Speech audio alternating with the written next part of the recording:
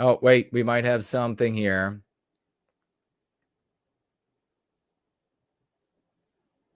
Okay, so there actually is a schmuck in the live chat right now.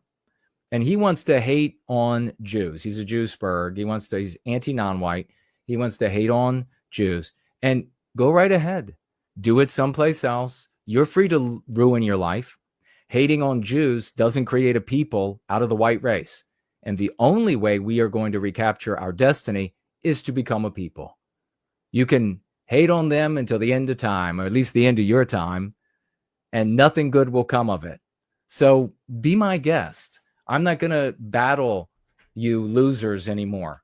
You can decide you don't want to be a loser, and I'm cool with that. If you decide, hey, you went down, we've got people who went down the wrong path, and they decide, wow, this didn't work. This has made my life a lot worse. Run off family members and alienated my children and on and on. You can decide you've done the wrong thing. That's the smart and mature thing to do. But this whole notion, it's like trying to cook a steak with a hairdryer.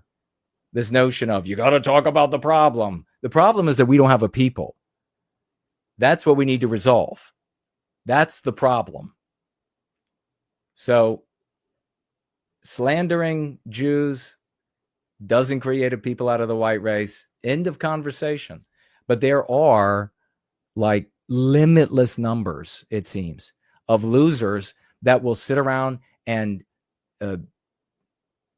jerk each other off on the back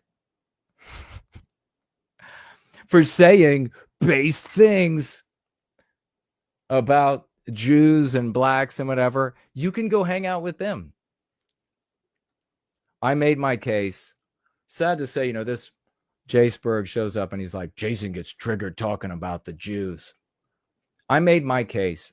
I had a lifetime of a perception that was regrettably erroneous.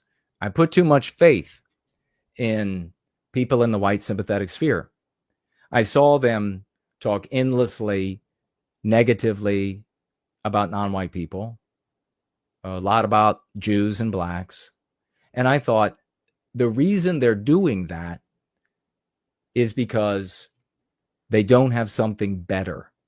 If something comes along that actually benefits white people in their lives and the concentric rings beyond their lives, something that works throughout society and on multiple continents and in multiple languages of the white race, if something better comes along, then they'll stop doing what's detrimental and they'll start investing with love in the recapture of our destiny. I knew, of course, that there would be some people who were so degenerate and so broken and misfit that wouldn't matter. They just wanted to hate. They just wanted to be jealous little curs and hate.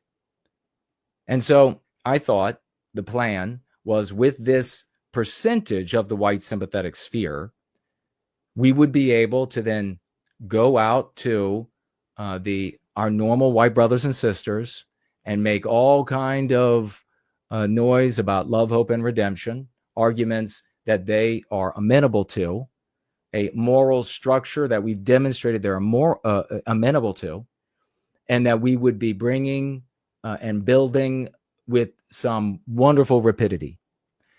I found out that the percentage of people in the white sympathetic sphere that were actually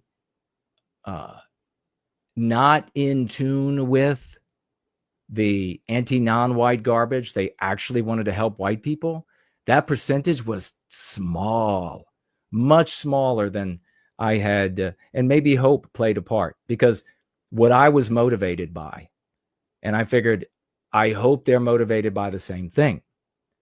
I hope they want to see the end of our victims, like tangibly end it now, without this at some point in the future kind of a nonsense. So when we became more popular, finally breaking free of all of the efforts of people in the explicit white sympathetic sphere to silence me, to kill me with silence, to prevent people from knowing about Go Free and the successes that we have over the years. Once I was finally able to begin to break free of those shackles by being on the internet and streaming, we then got an opportunity. We then really were presented with, hey, we can make these arguments and we can demonstrate our successes like we do every single Sunday. We show receipts. And to my chagrin, I discovered that no, indeed, the percentage of people, I mean, it's actually true. You know, when the ADL, the anti-white ADL, which I despise with a passion, when they talk about a lot of these people and a lot of these groups, and they say that these people just hate Jews, they're right. They don't actually care about white people. The ADL lies when they say that they're white supremacists. The ADL lies when they say that they're doing this for white people. Other anti-whites are lying when they say that.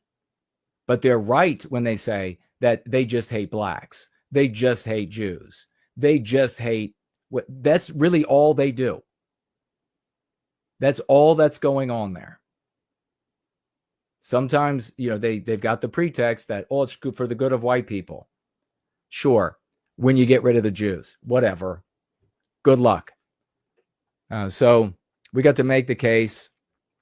And you can imagine Jewsburg, who's in the live chat or was in the live chat. You can imagine how frustrating that was for me to go to white people like yourself that I thought were mature enough and intelligent enough and moral enough to evaluate victories versus utter failures, improved lives versus going to jail, restored relationships with families versus broken families, changing the words that the media uses versus portrayals in the media of yourself and others as the demons of society. I mean, on and on. So you can imagine how frustrating that was for me and has been.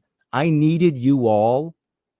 I needed you to be good enough to do the right thing. And I found out that you weren't. That's, for me, has been very frustrating. So you're right.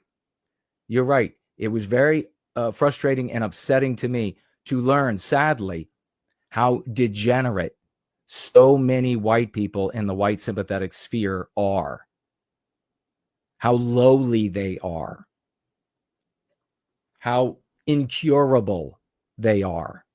And you're a great example. We have splendid successes here, endless testimonials. Obviously, if you have the least bit, even just midwit intelligence, I make the logic as smooth and clean and accessible as I can for you all.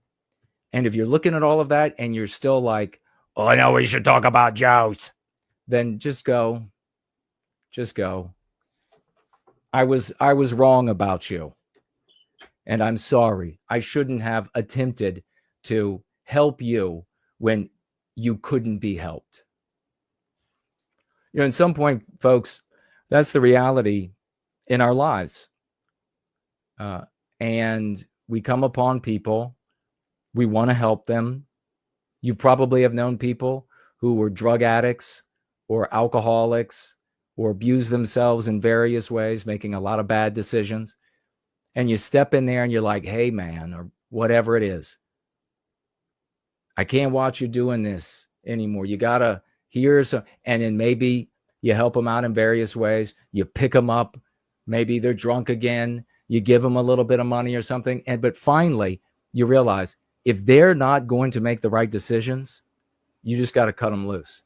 Because if you don't, you're going to go down with them. And that's what happens with all of these schmucks and cucks out there. If they're not going to do the obvious right thing, the thing that works, you just got to cut them loose.